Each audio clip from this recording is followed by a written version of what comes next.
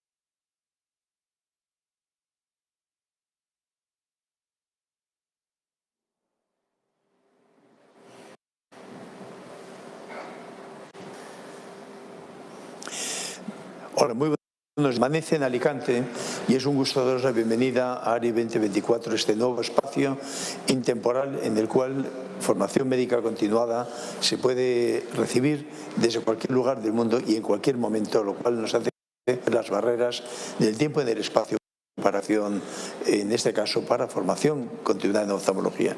Estamos en la sesión de cataratas de lentes intraoculares y esta sesión, en este momento que vamos a inaugurar, que es la sesión número 11, va a versar sobre lentes trifocales, la nueva trifocalidad. En esta sesión vamos a hablar de lentes, en primer lugar con una introducción general de ARI24 y a continuación tendremos el gusto de recibir las presentaciones de Valentín Huerva, de Jorge Alío del Barrio, de Joaquín Fernández, Gonzalo Bernabeu, Francisco Castro, Florian Kreitz, Joaquín Fernández de nuevo y Emilio Dorronsoro junto con un servidor. Esta sesión la vamos a compartir en cuanto a su dirección con Joaquín Fernández y con Gonzalo Bernabeu, que está ahora mismo aquí a mi lado. Así que muchas gracias y quiero presentar a ARI24, que nos va a hablar sobre este tema y cuál es la perspectiva general sobre la trifocalidad en el año 2024. Muchas gracias y eres el primero. You are the first and the session will be conducted in English. Thank you. Good morning, everyone, and greetings from Germany. It's a pleasure for me to talk here about trifocal intraocular lenses. I hope to give you a 360 degrees perspective within 10 minutes. You see my disclosures down here, and let's go directly into the topic. Well, if we look at the currently available IOLs, especially those we use for presbyopia or premium lens surgery, you can see that there's quite a bit of it. And you also know that there is a little bit of confusion. What is a monofocal plus? What is an EDOF IOL? A lot of different type of optics are used there. So you think that the trifocal lenses are a pretty homogeneous group of lenses. In a way, it is true because there's a lot of diffractive technology in use. But if you really have a closer look, you will see that there are also differences. So let's just jump into the monofocal and into the trifocal intraocular lens group. As you can see here, I've listed most of those who are available. And if we look at comparisons between presbyopia correcting IOLs and different categories, you can see that there's some overlapping between the enhanced monofocals and the EDOF lenses. But if you really want to have true spectacle independence, a full range of vision, and you want to guarantee it to a patient, the trifocal lenses are still the gold standard. I'm not going to talk about all the lenses available. I want to talk about some new lenses and some new concepts. I think that gives you a better perspective. Let's first go to the trifocal lenses, who are not really trifocal lenses, who are hybrids between bifocal and EDOF lenses and other technologies. So I've listed here a few of those lenses, and let's start with the eyebright lens. It's called Max Vision lens, also available in Europe. Here we have a classical combination of a diffractive multifocal lens on one side of the optic and an EDOF optic on the other surface of the lens. As you can see here, it's listed. This works pretty fine in these type of lenses. We looked at the laboratory in it, and we also implanted this lens. You can see here the light distribution, and until 4.5 to 5 diopters, a very equal distribution for distance and near for this lens. And then when your pupil gets higher, only the distance focus is used.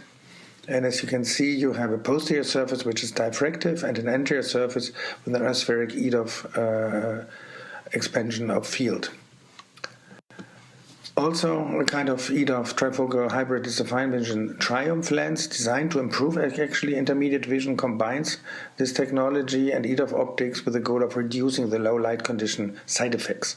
So it's free of longitudinal chromatic aberration at far and intermediate focus, where glare and halos appear a bit more, and is designed to have a higher contrast. Here you see the basic idea behind it, and also the so-called monotonic energy distribution, where you can see that they put more energy of light into the intermediate vision compared to the near vision. Also, a hybrid trifocal lens is a synergy. Everybody knows that it's a combination more or less from the bifocal diffractive lens from J&J and the Symphony, with, let's say, best of both worlds technology implemented, which also includes the violet blocking filtration that they have incorporated, which gives you less levels of light scatter, which can also improve. So the mesopic vision is pretty okay, and it gives you a very strong near addition that can sometimes give you a problem for distance or increase the halo glare. So you have to know how to use this lens. But let's go in the field of new lenses developed. I want to talk about the Atelana and also the intensity. Atelana is the lens from Zeiss, long awaited. The ARI24 is one of the gold standard and one of the earliest trifocal lenses, and now they come up with a C-loop type hydrophobic acrylic lens, so from the design different. And the question is the optic also different? Well, they try to make more or less everything the same as you are used from the ARI24, and they did some little refinements. One would be that this lens is aberration neutral. If we look at the bench data in the laboratory, we can see that here on the simulated visual acuity, we have for the defocus very similar outcomes, slightly more or slightly superiority in the near area here with the Ilana. If you look carefully on it, if you look for the MTF, the quality is pretty much the same. Again, in the near focus, you have a slightly better MTF course. The good thing of the making the lens aberration neutral is that it's less fragile under the decentration condition, so it's more robust in this. And you can see that here, the straight blue line. We started implanting it. We're doing a study now. We have pretty good outcomes. You see here, this is actually the very first patient that we had. And I think it will be a very good addition to the Zeiss portfolio. The IA applications really get into all kinds of technology in ophthalmology. Here, Hanita used IA algorithm to optimize the light utilization. So they let the IE run several modifications of the diffractive pattern until they find what they considered the best usage of light, or the less loss of light they could get. They actually used a kind of pentafocal intraocular lens design in order to get the trifocal intensity. So light distribution or utilization is different from the intensity. As you can see here, they lose much less light. At 2 mm aperture, almost 50% of light energy goes to the near focus, which makes sense. And also the near and intermediate focus later on, when the pupil gets 3 mm or larger, keeps more or less on the same level, around 20%, and then the energy for the distance increases. And this is quite different from classical trifocal lenses. If you compare that, for example, with ARI24 or with the fine vision, you see that there's a different approach. ARI24 keeps the same distribution, as you can see, for distance, intermediate and near, 50 for distance, 30 for near, 20 for intermediate, and it goes a little bit down with large pupils. And the classical fine vision really was a little bit pupil dependent in terms of the near light distribution. If we look at clinical data, Ehud Assia and this group has published things from Israel on the Hanita lens, very broad defocus curve. As you can see, you gain, of course, with the binocular approach, and also the contrast sensitivity is within normal limits, so you don't really lose much here. Good patient-reported outcome, as you can see. We also doing an ongoing study with the intensity lens, and we have actually pretty good results, as you can see here, with the LogMAR data all around 0.0, as you can see, especially binocularly. And also the defocus curve similar to Ehud's data, showing a very broad, straight defocus curve. So we will see how this will go on, and we can confirm in most of it. Another approach is to use balanced trifocal lens systems. There's a geometric and geometric plus from Hoya, or the ARTE symbiosis system from Crystal Lens, giving you this idea where distance and near is a little bit different distributed in terms of light distribution in both eyes. You see here the complementary light energy distribution profile of the Vivinex geometric lens. As you can see, pretty simple idea, but effective, and also reduces side effects. ARTE Symbiose, the system is based on optimizing phase inversion, or trying to prohibit the lens from having phase inversions, and this way also getting two type of lenses, one with a little bit more strength in the near and the other intermediate and distance. Again, we also did a study here, or still working on a study, and have pretty good outcomes, I have to say.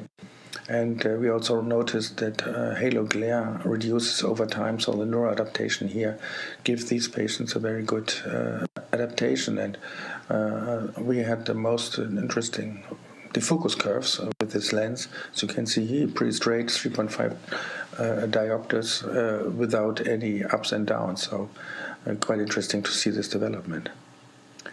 The other thing is there are also new developments based also on IA technology, where here a new pattern, it's a refractive pattern, and a spiral pattern creates a trifocal lens, the Ray 1 Galaxy. We will see in which category we should put that. I would put it in a trifocal. And the idea here again is to optimize light utilization, to minimize dysphotopsia, and still get a full range of vision. The lens was just launched the last couple of weeks. Some people have already started with it. I also did a few cases. We have here some nice cases from Alan Barson, showing very similar outcome like a normal trifocal lens, and also very constant defocus curve, similar to what you have seen here with the trifocal lenses. And also, of course, because the refractive lens and the light is not so much skipped in different parts, you have very low dysphotopsia here compared to classical trifocal lenses.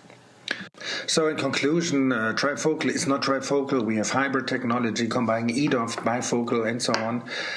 We have complementary binocular trifocal systems, new trifocal concepts based on IA derived patterns for the lens and light distribution.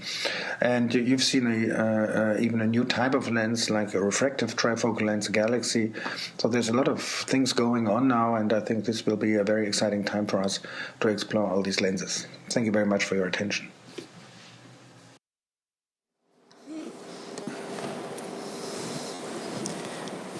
Good morning, everyone. The next speaker is going to be Valentin Huerva. He's going to talk about trifocal IOL Triva from Eclipsa. Let's go. Bien, los problemas que nos plantean habitualmente las lentes trifocales son los fenómenos disfotópsicos conocidos por todo el mundo, la pérdida de luz en la visión cercana y muchas veces dificultad en la visión intermedia. El año 2021 se presenta en nuestro país la lente intraocular trifocal Triva, fabricada por Humanoptics en Alemania. Es una Smart IOL que nos distribuye en nuestro país la empresa Eclipsa. Esta lente tiene como diseño tres zonas bien definidas. Una zona central, ampliada, nos permite una ganancia de cerca de 3,5 dioptrías, una intermedia de 1,75, y esto nos va a dar una visión continua desde los 30 a 33 centímetros hacia los 80, sin perder nitidez en la visión lejana. Este es el concepto del diseño de esta lente. Consta con unos 7 anillos y esto nos permite disminuir los fenómenos disfotópsicos.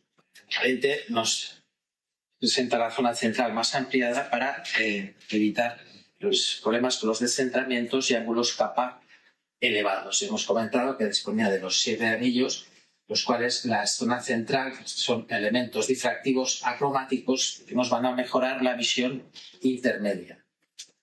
Lo he comentado que al disponer de menos número de anillos, pues disminuirá los fenómenos disfotóxicos nocturnos. Y la diferencia de otras lentes, la zona periférica es refractiva en vez de difractiva.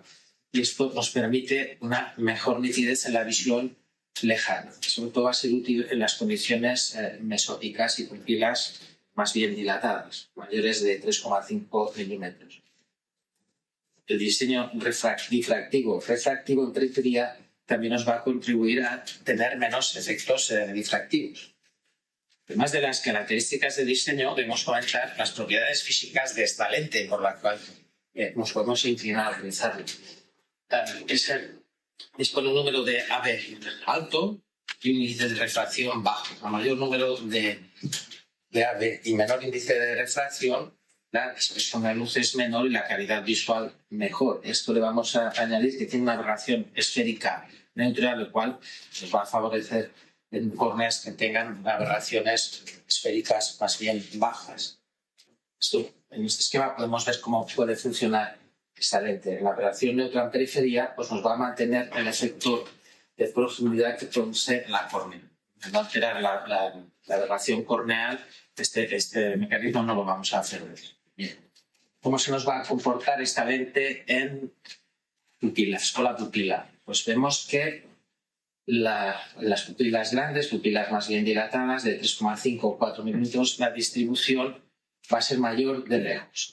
En estas pupilas, en la visión intermedia disminuye muy poco y en visión cercana la luz perdería un 15%. Esto es muy útil porque en muchos pacientes con lentes multifocales en condiciones mesópicas de penumbra, por la entrada a un parking, se quejan de que tienen muy baja visión.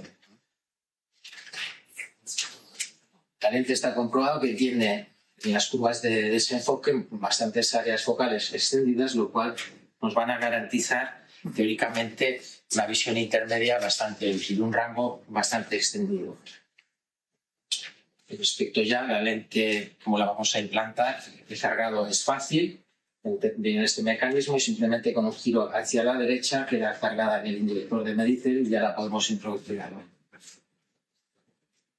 Bien, yo me empecé a utilizar estas lentes en el año 2021. La constante no estaba todavía estilizada y tuve un size miópico. Al operar el segundo ojo, metropizándolo, pues la tolerancia fue perfecta Las lentes tienen un excelente centrado una vez implantadas. Utilizo la fórmula K con una constante de 119.2 y tengo la hemetropía entre 0,50 en el 100% de los pacientes. Quiere decir que se adaptan rápidamente a los fenómenos disfotóxicos y la mayoría no dependen de gafas para visión cercana e intermedia. La utilizo tanto en cirugía de catarata como en cirugía refractiva para la presbicia e independencia de gafas. La desventaja de esta lente era la falta de toricidad, lo cual nos limitaba a un grupo de pacientes. Pero en este año ya viene la toricidad, se fabrica con astigmatismo del toro y el mayor número de pacientes podemos implantar este tipo de lente.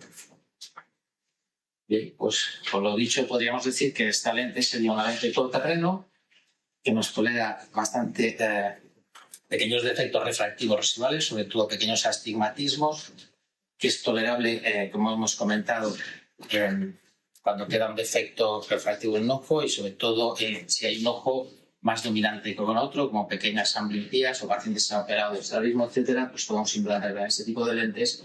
E incluso he comprobado, en el caso de rútula capsular, que si la implantamos en sulcus, por no disponer en ese momento de otra lente, el centrado es perfecto. Evidentemente nos quedará un shape tríopico que podremos replantar o, si somos previsores, llevando una potencia menor, pues podríamos solucionar este problema.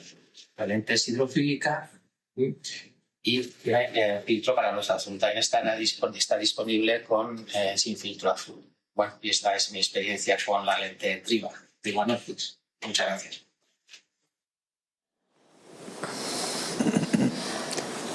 Muchas gracias, Valentín. Nos has mostrado una nueva lente trifocal de unas peculiaridades muy interesantes. Nos va ahora a mostrar Jorge Aleo del Barrio la Vividness Geometric de la Casa Joya. Adelante. Muy buenas, soy el doctor Jorge Aleo del Barrio y a continuación os voy a exponer los resultados con la LIO Geometric Trifocal que hemos obtenido y que expusimos en el último congreso de la ESCRS en Barcelona. Esta lente es una lente trifocal que tiene la peculiaridad de venir en dos versiones. Ambas versiones, Geometric y Geometric Plus, tienen la misma edición, 1,75 en intermedia y 3,50 para cerca. Lo que las diferencia es la distribución de la luz, puesto que mientras la Geometric va a proporcionar más luz al foco de lejos, la Geometric Plus va a proporcionar más luz al foco de cerca, con el objetivo de que si usamos cada una de estas lentes en cada uno de los ojos, una lente está potenciando un poco más la visión de lejos, otra lente un poco más la visión de cerca, con el objetivo de que al final obtener un resultado visual excelente en las tres distancias, tanto lejos como intermedia como cerca. Y a continuación os presento los resultados de los primeros 30 pacientes, 60 ojos, que hemos hecho en nuestra clínica. Hemos usado este abordaje de emparejamiento, donde en un ojo hemos puesto la Geometric y en el contralateral la Geometric Plus. Los resultados que os voy a enseñar son a 6 meses e incluyen cualquier tratamiento refractivo o de YAG que hubiera sido necesario. Como veis, los resultados en logMAR de la visión monocular son excelentes, tanto en lejos como en intermedia como en cerca. Y en binocular todavía mejores, veis que el logMAR se ha negativizado, como es común en todas las lentes multifocales, y que su funcionamiento en binocular es muy superior. Ahora a continuación os enseñaré la curva de desenfoque. Pero aquí una peculiaridad muy importante es lo que os decía, la peculiaridad de esta lente de tener las dos versiones de Geometric y Geometric Plus y que de hecho los resultados fueron pequeñas, las diferencias entre estas lentes, que a nivel clínico fueron pequeñas pero clínicamente, estadísticamente significativas, puesto que mientras la Geometric proporcionaba algo más de visión de lejos sin corregir, la Geometric Plus proporcionaba algo más de visión de cerca sin corregir, y esos resultados resultaron estadísticamente significativos entre ambas lentes. Y aquí lo vais a ver todo muchísimo mejor reflejado. Veis la curva de desenfoque, con la típica curva de desenfoque de una lente trifocal, donde la Geometric consigue un cierto mayor pico clínico en la visión de lejos y la Geometric Plus lo contrario, en la de cerca, de tal manera que cuando las dos se combinan, la curva de desenfoque en binocular, que es la roja, veis que consigue una mejor visión en todas las distancias que con cualquiera de ellas por separado. Por tanto, es la combinación de una lente trifocal que tiene el mismo diseño, que tiene la misma potencia, lo que cambia es la distribución de la luz a cada uno de los diferentes focos. Y aquí lo veis comparado con otras lentes que hemos usado. Estos son datos nuestros, propios, con otras lentes trifocales. Veis aquí la Panoptics, que es una curva similar, pero donde los focos están más desplazados hacia lejos. Con la Lisa Tri, donde conseguimos con la Geometric un mayor resultado en cerca y un ligeramente menor resultado en intermedia. y con la Fine Vision creo que obtenemos una mejor visión en todas las distancias. Y aquí los resultados aberrométricos, donde veis que se consigue una excelente PSF, una excelente calidad de imagen retiniana y una aberración esférica cercana a cero. Esta lente es una lente esférica de menos 0,17. Y la sensibilidad de contraste que resulta equivalente y cercana a la normal para pacientes de entre 50 y 70 años. Los cuestionarios de calidad visual, pues a nivel de fármacos sería equivalente a cualquier otro trifocal, donde hasta el 26% de los pacientes refirieron ver halos con bastante frecuencia. Un patrón de fármacos muy bueno para el resto, pero con la misma limitación que el resto de lentes trifocales a nivel de los halos. Y con un 96% de pacientes satisfechos con su calidad de visión en las 3 distancias en el cuestionario de calidad visual, donde veis que hasta el 63% refieren como muy buena su visión de cerca. Por tanto, como conclusiones, la lente G-Metric trifocal tiene la peculiaridad de que tiene 2 versiones que permiten hacer esta técnica de emparejamiento, donde usamos lentes de distribución de luz asimétrica, para que la combinación de ambas consiga una excelente curva de desenfoque con muy buena visión en todas las distancias, especialmente a resaltar la visión de cerca, que como hemos visto las curvas de desenfoque comparadas con otras lentes es superior a las otras lentes en el mercado, por lo menos hasta las que nosotros hemos utilizado y probado. Hay diferencias clínicas pequeñas pero estadísticamente significativas entre la G-Metric y la G-Metric Plus, fortaleciendo la G-Metric Plus en cerca y fortaleciendo la G-Metric en lejos. Los pacientes hay hasta un 96% de satisfacción en las 3 distancias de forma simultánea y los fenómenos fóticos serían los equivalentes a cualquier otra lente trifocal a nivel de halos. Y eso es todo lo que os podía comentar y cualquier cuestión aquí estaremos online para resolver vuestras preguntas. Muchísimas gracias por vuestra atención. Muchas gracias. Y vamos ahora a dar la palabra, después de esta lente que nos ha presentado Jorge Vivinés, a la lente ELANA de ZEISS, que nos la va a presentar Gonzalo Bernabéu, que está aquí conmigo. Adelante, Gonzalo. Muy buenas, soy el doctor Jorge ARI24 y a continuación os voy a exponer los resultados con la LIO G-Metric. Hola, soy Gonzalo Bernabéu de HM Hospitales, jefe de servicio de la parte de oftalmología de Montepríncipe, Vallés, Eye Center y Rivas, y voy a hablar de la ELANA 841, la nueva lente trifocal de ZEISS, que ya he tenido la experiencia de implantar en varias ocasiones y que nos está dando un resultado magnífico. Esta lente lo que hace es unir el concepto de 2 plataformas diferentes. Por un lado, el diseño óptico mejorado de la LISA Tri, una lente ya contrastada, una de las lentes más implantadas a nivel mundial desde el año 2010-2011, junto con la CT Lucía, una lente hidrofóbica con ópticos en C, y juntando estas 2 plataformas lo que conseguimos es una magnífica lente trifocal hidrofóbica en C-Loop con un diseño óptico mejorado que está dando unos resultados, como vamos a ver, maravillosos. El diseño óptico de la lente lo que lleva es a unos puntos ideales de enfoque de 40 centímetros en cerca, 80 centímetros en intermedia, y por su diseño difractivo consigue un foco continuo con una calidad de visión de lejos a cerca fantástica, muy buena, que nos lleva a la independencia casi completa de gafas. Yo siempre digo que una lente es para vivir globalmente sin gafas. Se pueden usar gafas para ciertas cosas, sea la lente que sea. Esta lente, bueno, pues está basada en su diseño óptico en la LISA Tri, una lente que, como hemos dicho, lleva más de 12 años implantándose, con más de 170 publicaciones científicas mostrando los fantásticos resultados con esta lente.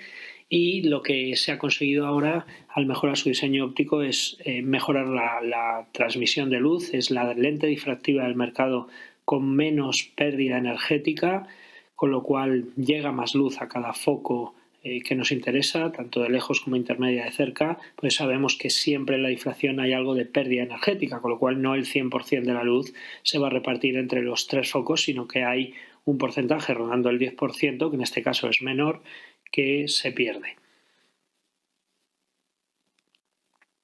La lente ELANA lo que consigue es tener anillos difractivos en toda la superficie para así conseguir una visión independiente del tamaño pupilar, tanto en lejos como en cerca, óptima para el paciente.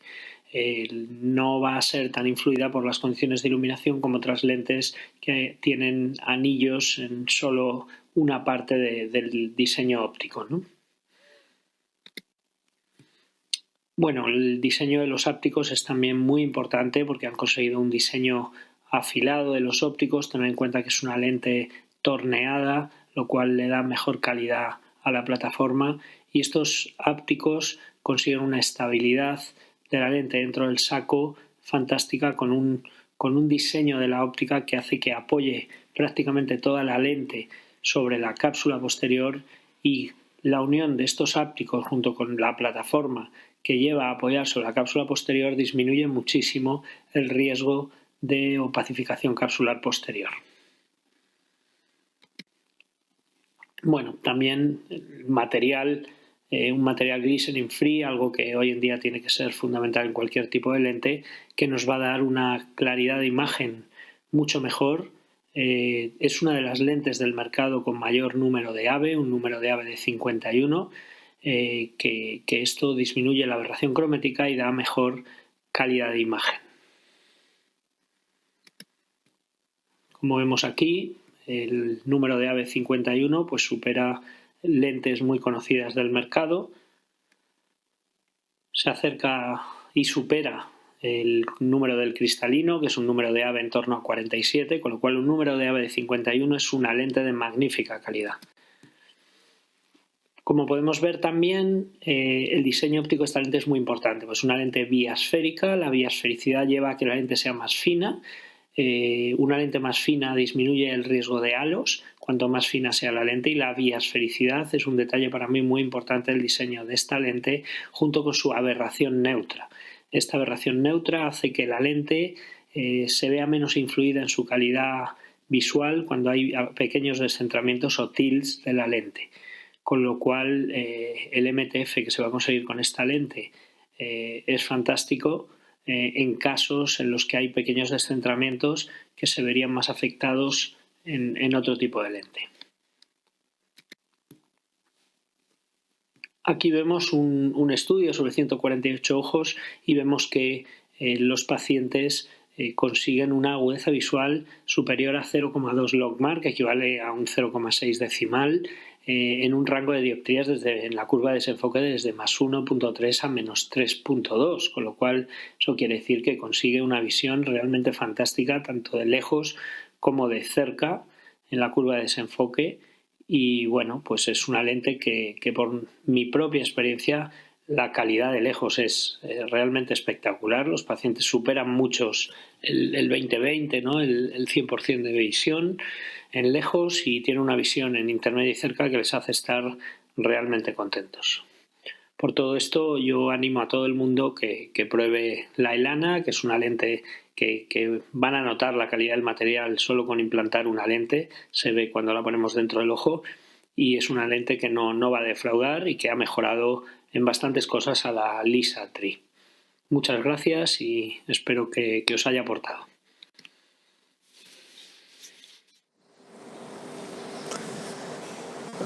Okay, the next speaker is going to be Francisco Castro.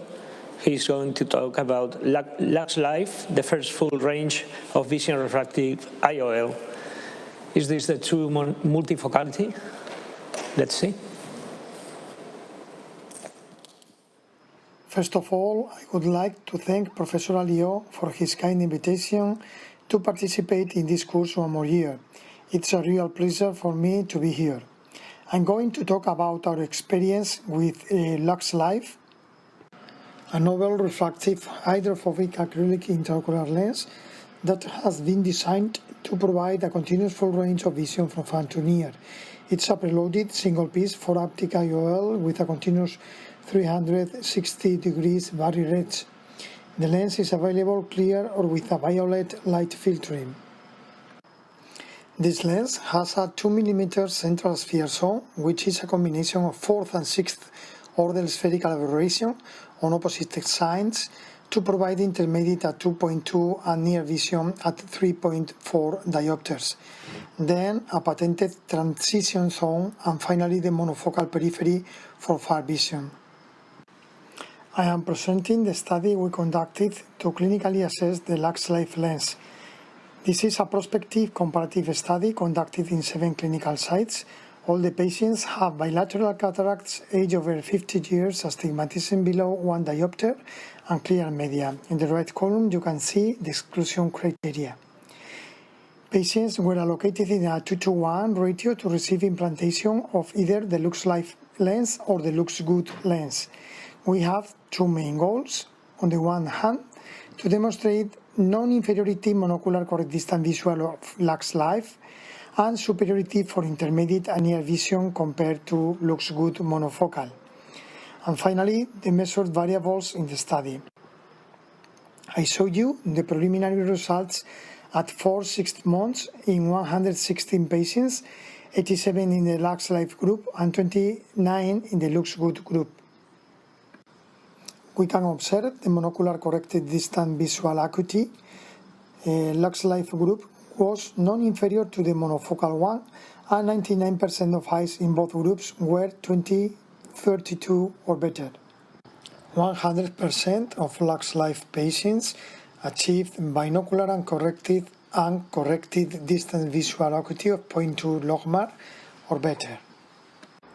Regarding the intermediate vision, we observed 2 lines difference between 2 groups, and binocular and corrected intermediate visual acuity of 20/25 or better in 86% of LuxLife subjects versus 21 of the LuxGood ones.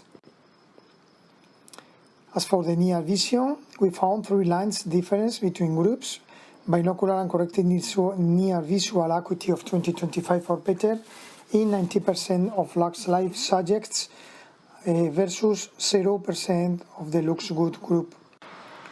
As you can observe in the defocus curve, LuxLife demonstrated an impressive multifocal behavior with a very smooth and flat curve from far to near vision.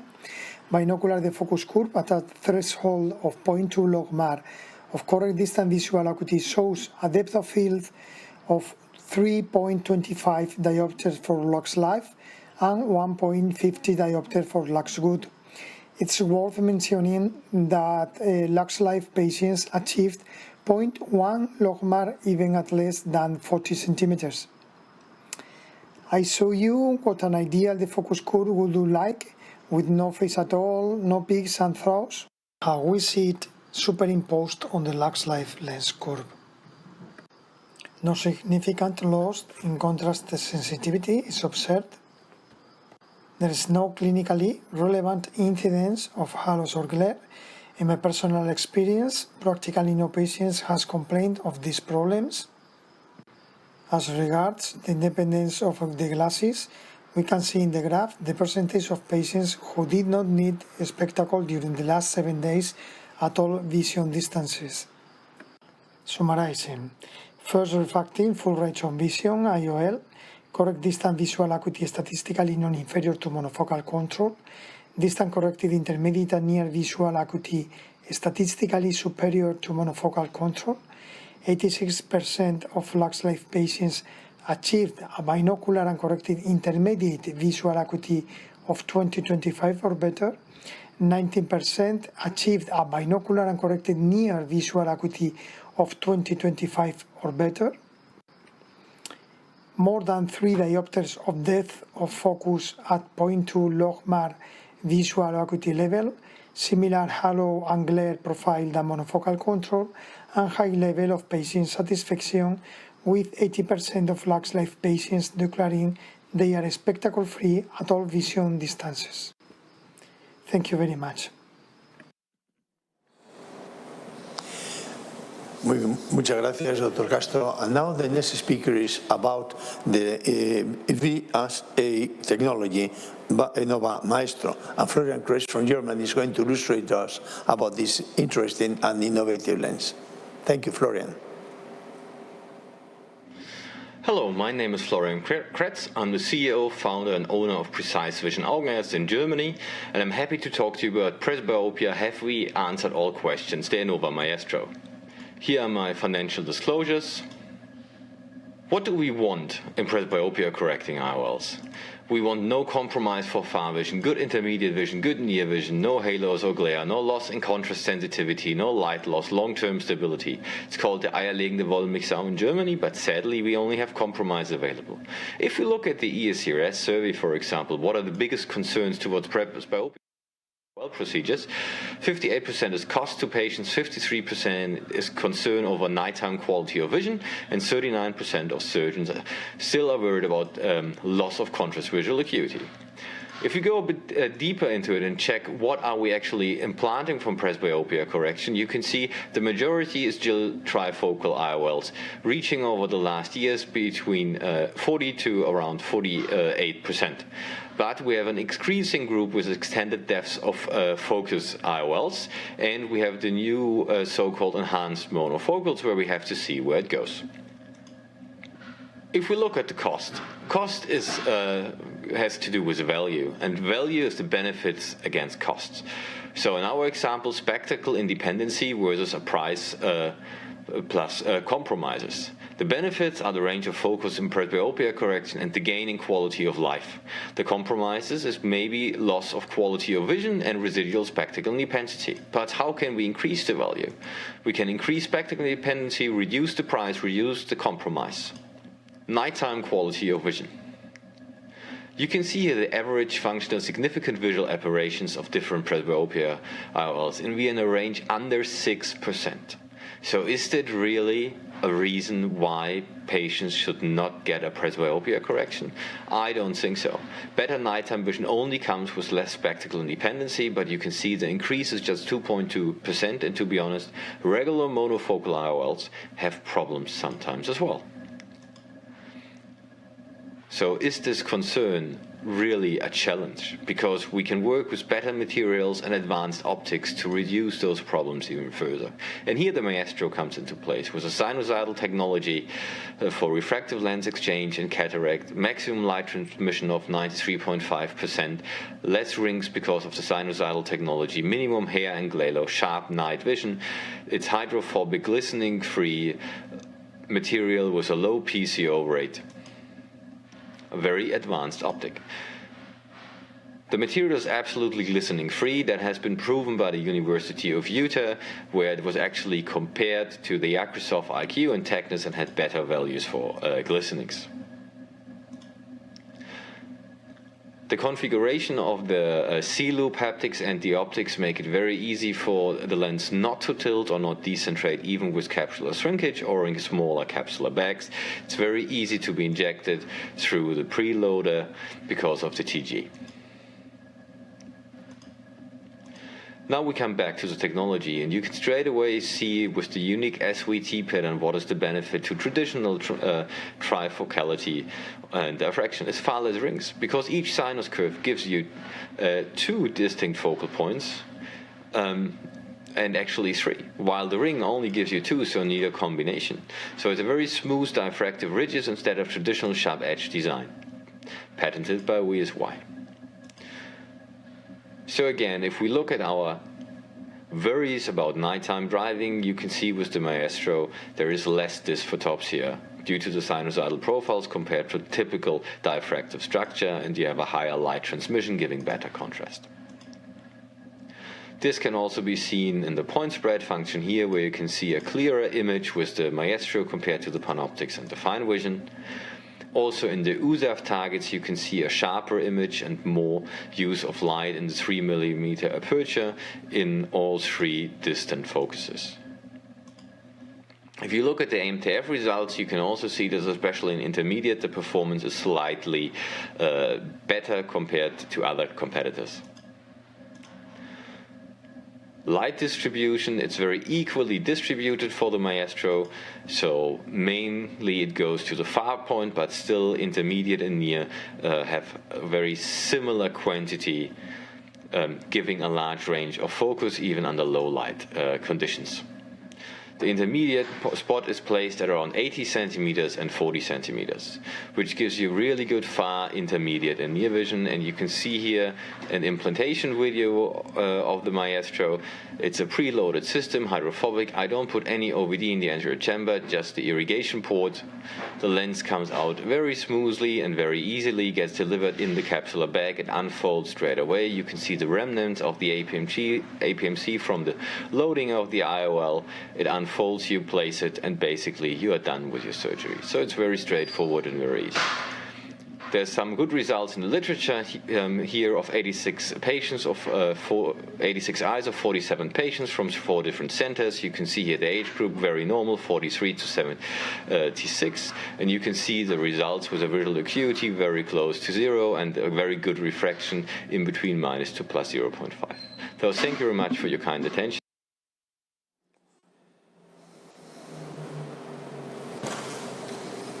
Okay. The next is going to be my dear friend Joaquín Fernández. Joaquín is going to talk about Liberty, a trifocal IOL from Medical Tour. So let's go with the presentation. Hola, ¿qué tal? Os queremos compartir los resultados de la nueva Liberty EPS 2.0 de Medicontour. Estos son nuestros 2 conflictos de interés. Tenemos relación de consultoría con Medicontour. Bueno, el guión va a ser basado en estos puntos y fundamentalmente lo que debemos de saber de la tecnología de la profilometría óptica es que utiliza un mecanismo híbrido entre un perfil, como estáis viendo, solamente en los 3 milímetros centrales difractivos, con un patrón lejos-cerca, de 3,50 y 1,75 en plano lente, y la visión intermedia la conseguirá en el aumento de curvatura del primer anillo central, como veremos posteriormente. Estas son las dimensiones y las características que despliega, nos comenta la casa comercial. Es interesante tenerlo en cuenta y quizás cuestión interesante y destacable en la plataforma el anillo en doble C-loop, como estáis viendo, que nos permite un gran contacto con el saco capsular en algunas características como lente histórica es sumamente interesante. Y podemos ver la comparativa con otras lentes del mercado en cuestión de superficie estática con la cápsula. Esta es la clave, lo que lo hace híbrida, ¿no? La elevación de fase patentada por Medicontour para que con esa situación híbrida de solamente 7 anillos en 3 milímetros centrales para disminuir los fenómenos fóticos y conseguir la visión intermedia con el aumento de curvatura en perfil refractivo es lo que consigue tener la profundidad de campo de una full range of field sin apenas fenómenos fóticos como veremos. El cambio de EPS 1.0 a 2.0 le dio, como estáis viendo, mayor en banco óptico, estos son datos de banco óptico de MTF, mayor MTF en visión intermedia sin apenas disminuir la visión lejana y cercana. Pero esto debe de ser refrendado con datos clínicos. Como sabemos, en las revisiones Cochrane que se han sido publicadas al respecto, lo que más interesa a nuestros pacientes es la independencia de gafas en todos los focos. ¿Cómo estandarizar los resultados? Bueno, podemos tener los resultados tal cual lo pedimos que sean medidos en literatura científica, 85 candelas, que es lo que vamos a poner, o vamos a presentar, y luego en clínica solemos hacerlo a 200 candelas, con lo cual estos resultados que vamos a poner probablemente sean superados con lo que podáis tener vosotros en vuestra clínica. Cuando hablamos de eficacia de la lente tenemos que irnos directamente a la agudeza visual monocular corregida a distancia, ¿vale? Esto es muy importante tenerlo en cuenta. Todos estos resultados van a ser monoculares, como estáis viendo ahí, y corregida a distancia estáis viendo una media de 0 logmark con una desviación estándar muy estrecha y este 20-20, como estáis viendo, prácticamente en el 90%, esto es monocular. En intermedia tenéis también la corregida, una media muy alta, 0,08 logmark, con muy baja desviación estándar, o sea, casi siempre vamos a conseguir estos resultados que estáis viendo. Y en agudeza visual cercana, la corregida, también una visión en media y en desviación estándar muy predecible. Estáis viendo casi un 80% en 20-25. Cuando hablemos de la eficacia del procedimiento, ya sí miramos en binocular y no corregida, ¿vale? Bueno, estos son los resultados. Uncorrected distance, en binocular estáis viendo unos resultados bastante espectaculares, como no podía ser de otra manera en la sumatoria. ¿Deberíamos entonces, ante estos datos, pasarnos a una lente EDOF de perfil refractivo para disminuir la difotopsia positiva, los fenómenos fóticos, incluso en comparación con la Liberty? Fijaros, estos son los PRON que recogemos con esta lente. Bueno, la independencia de gafas es, bueno, como estáis viendo, es bastante espectacular la satisfacción, pero es muy interesante ver cómo los pacientes se nos quejan de fenómenos fóticos, se quejan algo o mucho solamente en 7.3% de los casos. Estos resultados son bastante espectaculares comparados con otros perfiles difractivos. Y cuando vamos con ese 7.3% de que la gente se queja algo o mucho, fijaros como la media de la lente E2, si sumamos refractiva y difractiva, está en 14, o sea que se quejarían menos. Desde luego, muy parecida a la lente E2 refractivas que están reportadas en literatura científica. Y es debido, como estáis viendo, que solamente esos 7 anillos consigue una PSF mucho más picuda, menos difuminada, de tal manera que disminuirían los fenómenos fóticos. Y en cuanto a la clasificación funcional de la lente Liberty, ya sabéis que publicamos recientemente este artículo y la ESCRS la ha adaptado como propio a esa clasificación. Podéis tener toda la información de todas las lentes de nuestra aplicación, la IOL Evident, la podéis descargar en la Apple Store, bien gratuita, o la versión Pro, que todos los beneficios van a la Fundación Elena Barraquer. Estáis viendo cómo cumpliría con los rangos de una Full Range of Field Smooth. La Full Range of Field porque en 0,2 logmas llega a más de 2,3 dioptrías y Smooth porque la caída es mínima, es menos de una línea y media, ¿vale? Entre distancia lejana, intermedia y cercana. En resumidas cuentas, después de todo este tiempo que llevamos sacando literatura de evidencia sobre la Liberty, hemos conseguido un plató de productividad en los que los resultados están muy predecibles, muy estandarizados y podemos saber que es una lente que nos va a dar un full range of field de profundidad de campo, más de 2,3 en 0,2 logmas, con una muy baja tasa de fenómenos fóticos.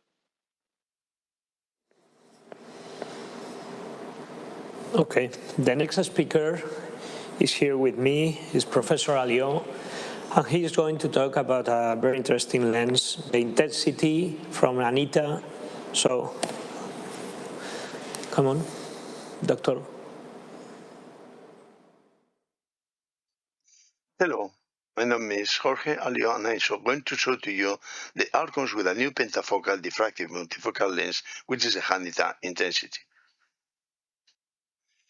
This lens has specific characteristics, has a unique patented design, which is a dynamic light utilization algorithm, and a multi-loop concept between the destination and the source plane. As a consequence, it has a pentafocal symmetric distribution of the focus around zero order, which maximizes the light intensity utilization and is energy efficient. This lens has a diameter of 30 millimeters in the C-loop design and 11 millimeters in the body design.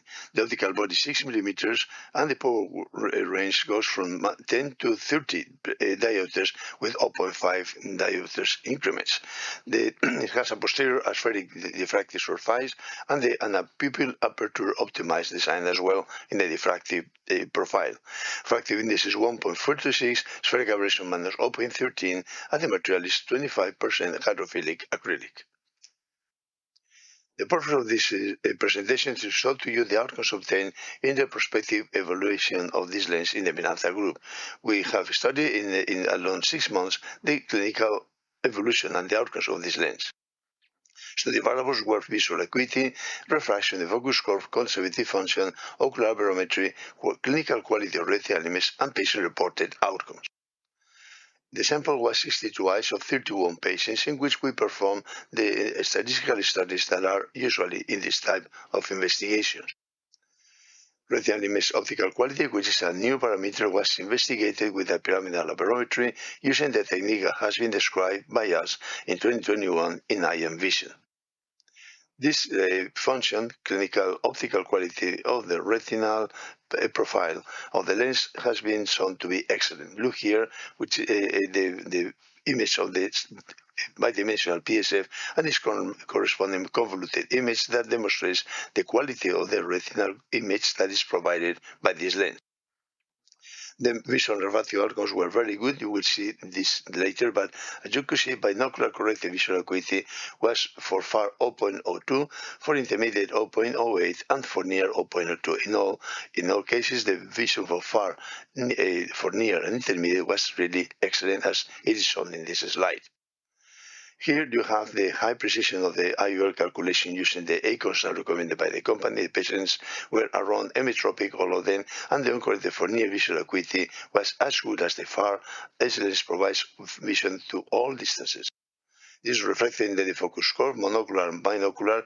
You can observe here that this lens has a full range profile, and this full range profile offers to the patient excellent performance in all distances with spectacle independence, as you will see later. Cognitive function was not affected, and especially the mesopic frequencies were not affected in a significant amount concerning the controls. Patient-reported outcomes were really excellent. Here, in this grading system, the lowest is the number, the better is the performance, and the severity of the patient-reported outcomes. If negative, you see that the only one that reflected to happen was halos, in which a severity that was submitted to low range, while the other parameters were not reported.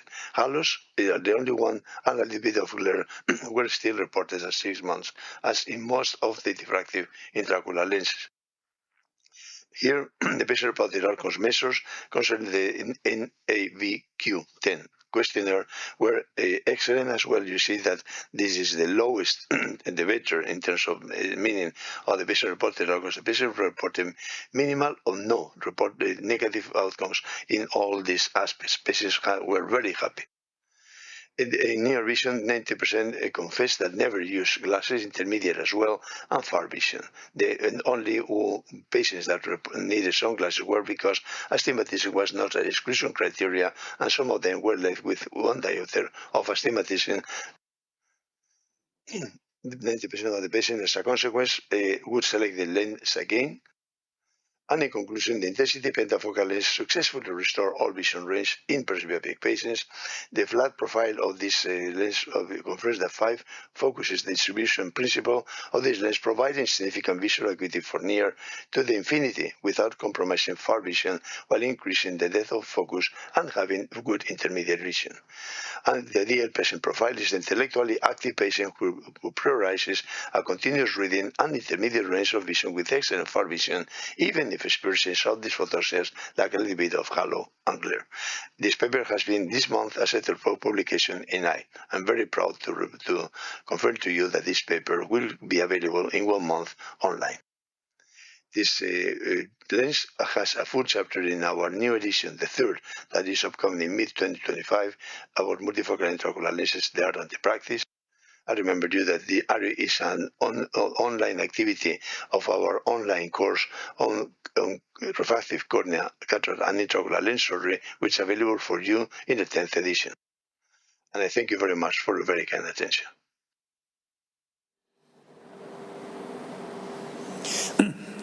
Thank you very much, all the speakers. And now we have the moment in which we can have a short debate led by Joaquín Fernández. Joaquín, you are in the lead now with Damien Gatinel and Sarah Dayan. Thank you. How much time do we have to do the debate, Jorge?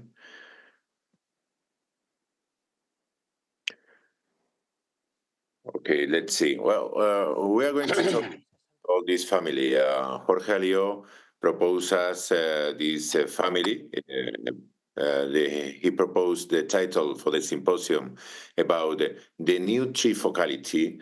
What for me, I really think, for all the people that are listening to us, it's important to talk about the outcomes, the patient outcomes, and also what could be the common feature, characteristic of all this family. Probably this family is going to achieve in 0.2 logMAR as ISO proposes, the cutoff, and the ESCRS classification, more deep of field than 2.5 dioptries. This more or less would be the common characteristic of the lens. The question for Professor Alpha, Cheras, and Damien would be, what would be for you the best candidate for all this family? A lens that could have, for this cutoff point on 0.2 logMAR, would be 0.6 in decimal or 2032. What could be the best candidate for this type of lenses in your clinical practice?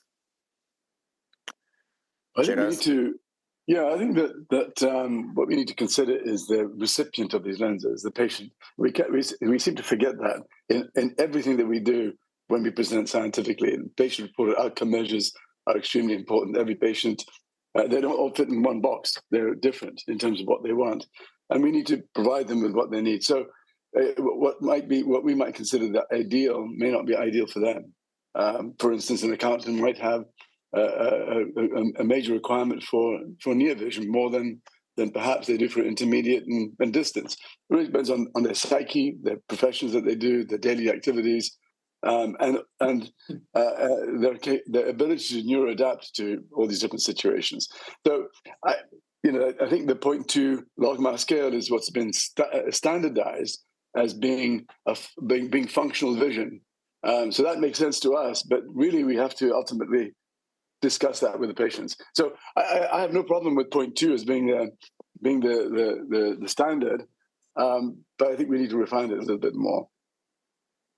Okay. I think that also depends on where the patient comes from. A lot of the standards that you were referring to are excellent for cataract patients that come from a standpoint where they couldn't see very good, and they're very happy with all these requirements. And if you talk about a 50-year-old refractive lens exchange patient who has 1.25 uncorrected vision, he may have a different perspective of it. And I think that's also what Shiraz is referring to, that we have to get the picture, in the picture also the patient's perspective in a way. But I think you're pretty good in setting some standards. But as I said, cataract patients, yes. Refractive lens exchange, we really have to think about it. Yes, I agree. I think the best predictor for success is the level of cataract before. Patients are not sensitive to any level of vision in particular. They are sensitive to the change you bring them. So for the same vision, if you have an improvement because the crystalline lens was very poorly transmitting light towards the retina, any lens will probably give you satisfaction. Whereas if you have a clear lens which is just dysfunctional because of accommodation, the patient expectation is much higher, and with the same vision, he may be disappointed. In addition to this, it's difficult to say that you can have a specific requirement because the lens behavior, all the company, they shine light, of course, in a positive way, and they make their lens on optical benches in the best conditions possible. So they will select a corneal circular aberration, which is matching their lens circular aberration, so the lens performs the best. But in reality, we know there is a large variation in terms of corneal spherical aberration, pupil dynamics. So again, I think in the future, what should be more important than getting a lens that would be fitting this and that characteristic is that we have many lenses that fit different characteristics, and we can choose the one which will provide the best performance in the specific eye. Okay. Professor Alpha, I have a question for you. Right now, last year, the ISO proposed us a new category, a new subfamily, talking about the full visual range. It would be achieving for the cutoff of 0.2 logMAR, more than 2.5 dioptries, but with a monotonous decrease from the intermediate to near. Okay, so we need to. The question would be: are we going to see a new trends in the industry, increasing the intermediate vision for all these lenses? What could be the advantages for our patient? What could be the drawback in terms, for example, of distant vision? Is going to be more sensitive for any other characteristic? What is your reflection about that?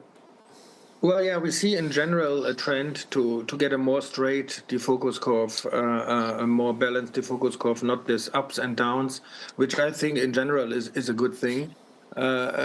This is actually by distributing the light more balanced and getting also more light in the intermediate range. In the first trifocals developed, we had only 10-15% of light energy in the intermediate focus.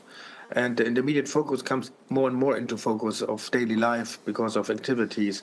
It developed over the last 10-15 years. 20 years ago, nobody cared about intermediate vision, and nowadays it's more or less more important than near almost. You have the impression. This term of full range of vision really sounds like made by industry, frankly speaking. Because it has been used already by some companies to describe this. I'm not quite sure if we should make this a legal thing, but on the other hand, it gives you an idea what you want to achieve. I don't have a final opinion about that, actually. I'm looking into this issue and looking at what has been published here. of course, it gives you a different value in terms of, you don't say trifocal or EDOF or something. You describe the category by functional outcome, and that is the difference. Yeah, maybe that's good. Maybe that's wrong, because I'm like more Dr. Dacartinel's approach, that we need a variation of lenses to have a more personalized approach to the patient's needs. Cheers. So I've got to say that with all these lenses, there's a compromise somewhere, and I don't think we're talking about the compromises. So while I have to say I have not had problems with patients complaining about intermediate vision, except they may take a lot longer to adapt. Where in those that have a discontinuous defocus curve, the only two patients that were able to differentiate the pinpoint focus was a Sky News cameraman and another photographer. They were the only two patients that said, well, I'm in focus here, but if I move it a few centimeters away, it goes out of focus. But, these people are wired that way. Not every patient is like that. But my question is, and I don't think it's been addressed, so you've got these flat defocus curves. What are we compromising? Is it something we're not measuring? I'm curious. I have an answer for that. I mean, I know some patients are sensitive to it. They will tell you very clearly that, I can see that line, doctor, but it's not crisp. It's not crisp like it used to be, especially the hyperopes, where they had their own autofocus built within their eyes prior to surgery. They could focus at any point and very, very precisely. They get the soft focus. They don't like it. And again, that's back to choosing patients. So I wouldn't put one of those increased range of focus lenses in any hyperope, because they go mad. There's a likelihood that they go crazy because they haven't got that crisp focus. So what are we compromising? We can go and attempt to do all this, and maybe the trend for the industry, but ultimately we've got to satisfy our patients. And I don't know if we're addressing that properly or not. Excellent. Damien? You're muted. Yes, I really agree with what was said, and again, the terms that are used for marketing purposes sometimes do not really reveal anything important, because eventually, when you look at lens designs, the properties that can be used are always restrained to refraction and diffraction, which can be sometimes used in combination, of course, along with some aspheric control, but companies tend sometimes to use ambiguous terms or even contradicting terms, like there is no aberration and yet there is an extended focus, which is contradicting, because if you have no aberration, you have no depth of focus by definition.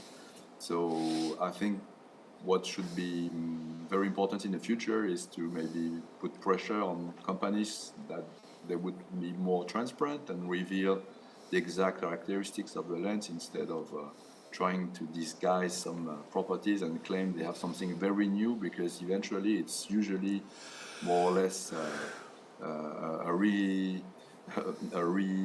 recipe that was used in the past, but that has been improved instead of a clear improvement. I'm interested in the spiral technology, for example, because that's something which seems really new for ophthalmic applications. But apart from that, most designs are classic and not so novel, even if they are introduced like they are. Excellent. Yes, this is also my concern. The idea of trying to elongate more the distribution of light in all the range of field, I really think it could affect to the distant vision. In the post-marketing study, we could see. In fact, I really think it would be right now very important for all of us have the information of contrast sensitivity for distance, and also in a cumulative way in our patient. Right now, it's very critical, from my humble point of view, to see the big picture of what happened in contrast sensitivity in a cumulative way, in the quality of vision for all these patients, because probably this elongated distribution of light could affect to the quality of vision for distance. We have only 4 minutes left. The last question will be for all of you. we are more or less the trend would be to use the refractive profilometry of optics in the partial range of field, in the head of lenses, and more diffractive in the trifocal or full range of field. Right now, we are seeing more balance. Right now, we are seeing trifocal or full range of field lenses using refractive technology. All of us, we know that the refractive technology are more dependent to the pupil, more dependent to the centration. Diffractive technology are more dependent to the metropy.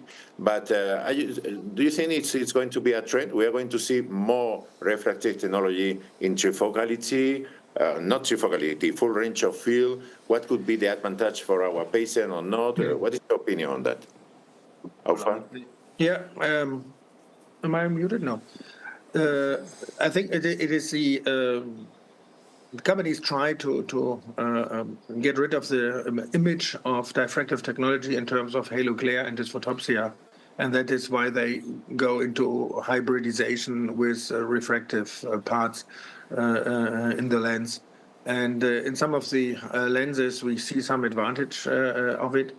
And as I said, new developments like spiral lens and so on may also give us an idea about that. Or if you look in this spherical aberration, different positive or negative force sign can also increase some depth of focus. So there's a lot of things that we can do, which is not diffractive. And I think they are now experimenting with this. Of course, I don't want the lens to lose the identity. Obviously, some companies are very afraid of coming up with a completely new disruptive system. Actually, they want to be sure that they get what they foresee. But I think this is the urge of the companies to get better quality of vision, and this is how they try to achieve that. I think that there's a disproportionate fear of dysphotopsias.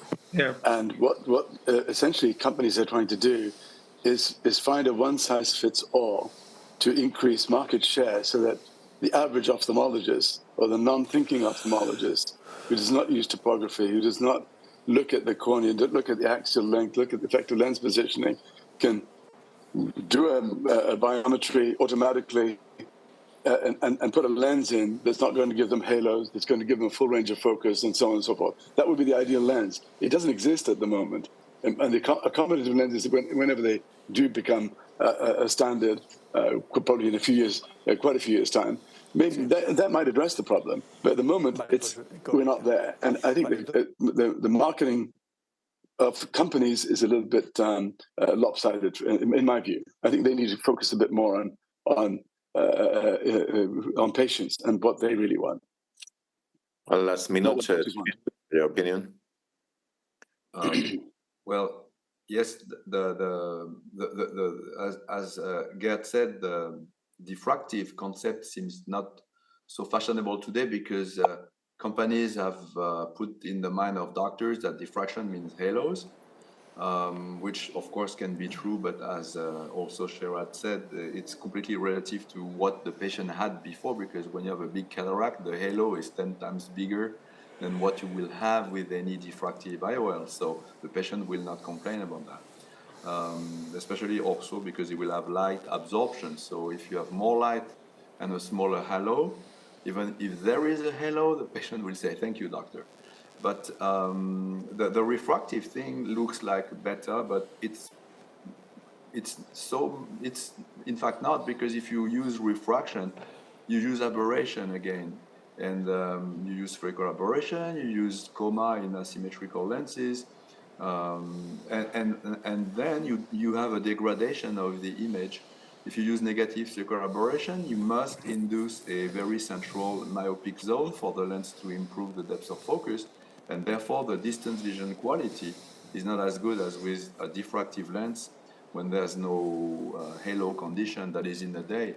So the success and why trifocal IOL are still the leading lenses is that if you compare the quality of vision, I'm not speaking about mesopic condition of patients that had clear lens before, but the regular cataract patient coming for cataract surgery, and who wants good distance and good near, trifocal are still much better than any refractive concepts because the quality is better. In other words, diffraction copy-paste foci to different vergences, whereas refraction distort foci to elongate them, and that necessarily creates a degradation in the optical quality of the lens. And that's something which should be more explained to our colleagues. Okay. Well, thank you very much for your opinion. It was incredible to have you here. Our Professor Alfar, Cheras, Gatinelli, it's amazing to hear you always. Jorge, we can continue if you want with the session. Thank you very much, Joaquin. It has been excellent. Thank you, Damien, Sharath, and Gerd, because it has been an outstanding debate. We have one presentation that was missing, was received in a late time, and this is about clinical experience with the Clarion Panoptics from Alcon. Emilio Dorronzoro will be the one speaking, and this will be the last presentation of this session. Thank you very much for your expert and excellent opinions about all this wide topic. Thank you. Buenos días, soy Emilio Dorronzoro, responsable del Servicio de Oftalmología del Hospital Universitario de Sanitas de La Moraleja, y quería agradecer a Alcon la oportunidad de compartir con todos vosotros esta mañana nuestra experiencia con la lente Clarion Panoptics en el Congreso de Alicante Refractiva Internacional. Para comenzar, vamos a hablar sobre su diseño óptico. Nos encontramos ante una lente de plataforma C-Loop que presenta una superficie anterior asférica con una óptica central trifocal no apodizada de 4,5 milímetros y una superficie posterior esférica. Es la misma óptica que presenta la lente Acrisov Panoptics. Para la distribución de la luz utiliza la tecnología Enlighten, patentada por Alcon, que transmite a la retina el 88% de la luz disponible distribuida en una proporción de 50-25-25. El foco intermedio se sitúa a 60 centímetros, que es donde suele estar puesta la pantalla del ordenador, y el de cerca a 40 centímetros para que podamos ver bien la pantalla de nuestro smartphone. Ahora vamos a ver cómo se comporta con los datos de los estudios clínicos realizados. En las curvas de desenfoque binocular podemos observar el excelente comportamiento de la lente en nuestros pacientes. Se puede conseguir una agudeza visual de 20-20 sin corrección en todas las distancias, con una curva de desenfoque que muestra un rango de visión completo con transiciones suaves entre los diferentes focos según la nueva clasificación de la SCRS. Pero es que además Panoptics consigue proporcionar a nuestros pacientes una agudeza visual de 20-25 a una distancia verdaderamente cercana, como son 33 centímetros. En realidad, nos estaría proporcionando 4 focos de visión. Por lo tanto, no es de extrañar que un 91,6% de los pacientes que llevan implantada la lente Panoptics no utilicen gafas nunca. Son datos consistentes porque se extraen de 13 estudios con más de 513 pacientes implicados. Por otro lado, respecto a los fenómenos ópticos adversos inherentes al uso de cualquier óptica difractiva, más del 95% de los pacientes no reportaron no estar molestos por los mismos y solo un 1,6% de los pacientes presentaron un glare muy molesto, que tal vez sea el fenómeno visual más problemático. Ahora me gustaría hablar sobre la calidad de este material Clarion, que es donde se produce un cambio realmente significativo. Se trata de un copolímero de acrilato metacrilato hidrófobo con un índice de refracción de 1.55. Tiene una calidad óptica excelente.